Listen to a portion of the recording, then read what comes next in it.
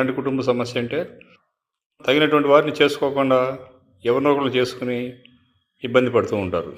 ఈ విషయంలో ముందు జాగ్రత్త తీసుకోవాలి.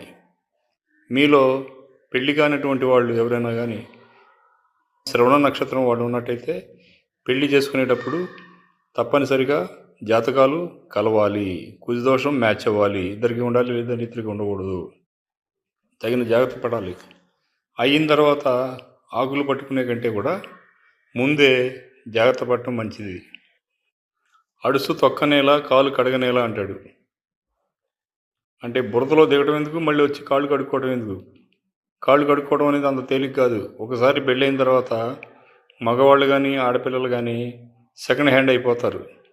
అందుకని ముందే జాగ్రత్త పడండి. పెళ్ళి అవ్వకపోయినా పర్వాలేదు, ఆలస్యమైనా పర్వాలేదు, ఏదో ఒక పెళ్ళి అని అనుకుని చేసుకుని తర్వాత ఇబ్బంది పడద్దు.